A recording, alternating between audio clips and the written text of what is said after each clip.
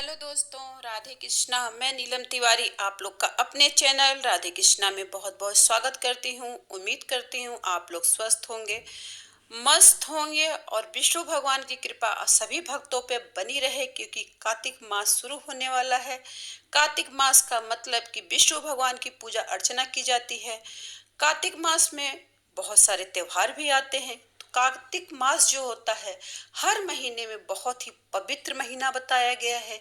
इस महीने में किया गया दान पुण्य 100 गुना नहीं, कई गुना होके व्यक्ति को मिलता है। तो चलिए जानते हैं कार्तिक मास में क्या करना चाहिए, कैसे स्नान करना चाहिए, क्या नहीं करना चाहिए। इन सब की जानकारी इस वीडियो के माध्यम से हम आपको देंगे। तो वीडियो के अंत तक आप बने रहिए, तभी आपको पूर्ण रूप से जानकारी मिल सकती है। तो चलिए बताते हैं कार्तिक मास में हमें क्या करना चाहिए और क्या नहीं करना चाहिए। इससे पहले अगर आप मेरे चैनल पर नए हैं तो प्लीज मेरे चैनल को सब्सक्राइब कर दीजिए, बेल आइकन को प्रेस कीजिए, ताकि मेरी वीडियो का नोटिफिकेशन सबसे पहले आप तक पहुंच सके। तो चलिए जानते हैं। देखिए, कार्तिक मास जो शुरू होगा आपका अश्वनी पूर्णिमा से आपका शुरू, यानी कि शरद पूर्णिमा से कार्तिक पूर्णिमा तक का एक महीने का जो समय होता है, ये दान पुण्य स्नान के लिए बहुत ही महत्वपूर्ण बताया गया है।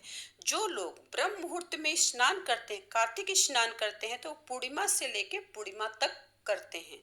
तो कार्तिक मास का बहुत ही महत्व है। इसे सभी मासों में सबसे ज्यादा उत्तम माना गया है, क्योंकि कार्तिक मास में भगवान विष्णु निद्रा से जागते हैं और अपने भक्तों पर कृपा बरसाते हैं। इस माह में भगवान विष्णु पृथ्वी पर अपने भक्तों के बीच जल में निवास करते हैं। स्कंद पुराण के अनुसार इस माह में ही भगवान शिव के पुत्र कार्तिकेय ने तारकासुर का वध भी किया था। इस माह में ब्रह्म मुहूर्त में उठकर स्नान करने से सभी तीर्थों का फल व्यक्ति को प्राप्त होता है। इसके साथ ही दीप दान करने से अच्छे पुण्य की भी प्राप्ति होती है। शास्त्र में इस माह को बहुत ही पवित्र माना गया है। इस माह को मोक्ष का द्वार कहकर संबोधित किया गया है कि जो लोग इस माह में पूजा पाठ करते हैं, स्नान करते हैं, उन्हें मोक्ष की प्राप्ति अवश्य होती है। साथ ही यह भी बताया गया है कि इस माह में हमें क्या करना चाहिए और क्या चीज नहीं करना चाहिए। मोक्ष की प्राप्ति के लिए हमें कुछ चीजों का ध्यान रखना चाहिए। कार्तिक मास में नदियों में स्नान करने का बहुत ही महत्व बताया गया है। अगर आप नदी में स्नान आपका करना संभव नहीं है तो घर के जल में गंगा जल मिलाकर स्नान करें, और स्नान करते समय भगवान विष्णु का ध्यान अवश्य करना चाहिए। पद्म पुराण में बताया गया है कि ऐसा करने से व्यक्ति को तीर्थ इस स्नान के समान फल और मोक्ष दोनों की ही प्राप्त होती है। इसीलिए आपको स्नान करते समय अपने जल में गंगा जल अवश्य मिलाना चाहिए और विष्णु भगवान का ध्यान करते हुए स्नान करना चाहिए। अगर आप चाहते हैं कि आपके जीवन में सुख शांति बनी रहे, धन की कमी न हो, तो कार्तिक मास में पूरे एक महीने तक आपको तुलसी माता की भी पूजा अवश्य करनी चाहिए। शास्त्रों में कार्तिक माह में तुलसी की पूजा और सेवन करने का विशेष महत्व बताया गया है।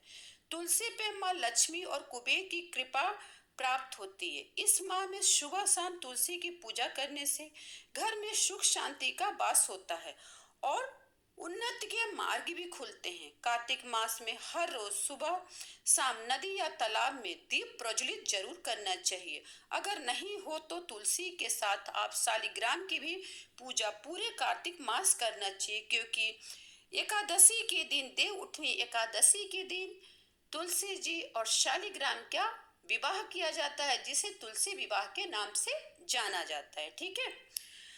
हर रोज आपको कार्तिक मास में दीप प्रज्वलित अवश्य करना चाहिए। कार्तिक मास में हर रोज संध्या काल में भगवान विष्णु के नाम का संस्मरण करते हुए तिल का दीपक जलाने से समृद्धि और आपको मुक्ति मिलती है।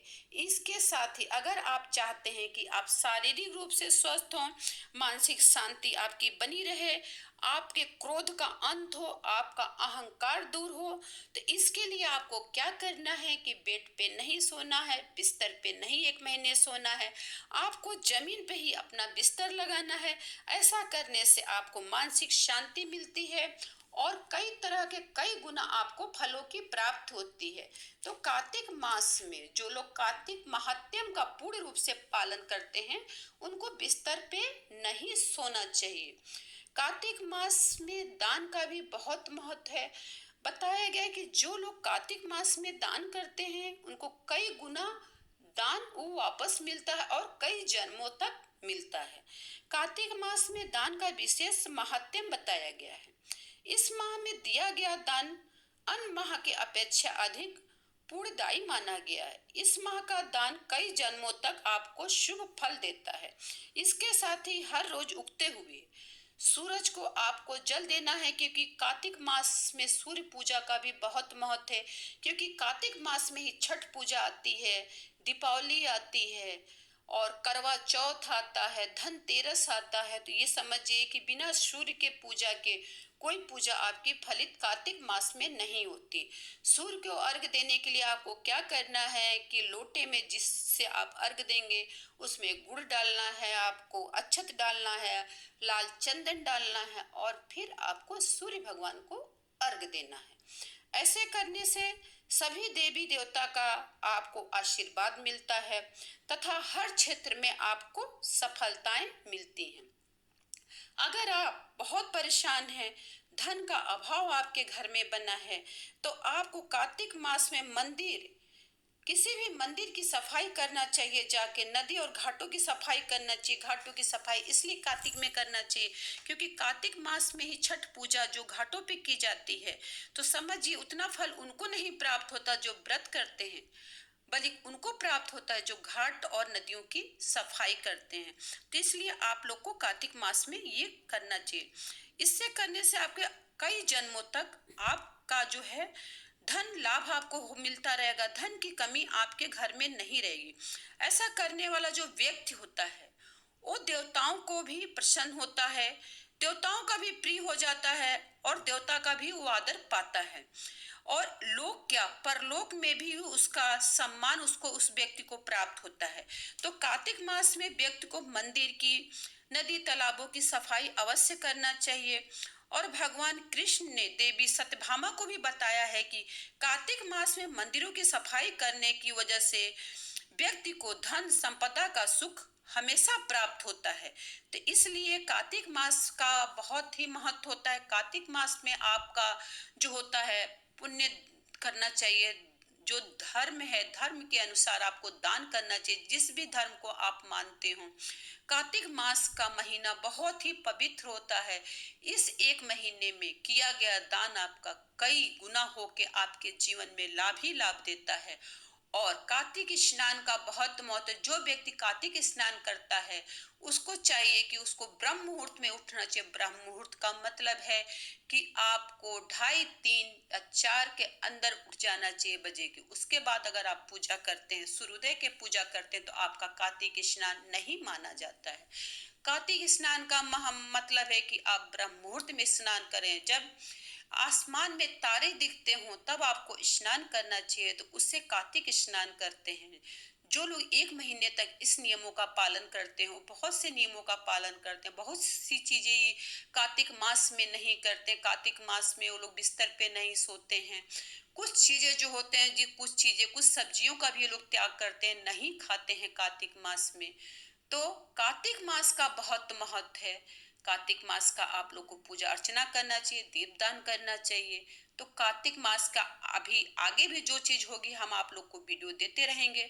अगर आपको मेरी वीडियो थोड़ी सी भी हेल्पफुल लगे तो प्लीज मेरी वीडियो को शेयर और लाइक करिए। नए हैं तो सब्सक्राइब कर दीजिए, बेल आइकन को प्रेस कीजिए ताकि मेरी वीडियो का नोटिफिकेशन सबसे पहले आप तक को मिले। ठीक है।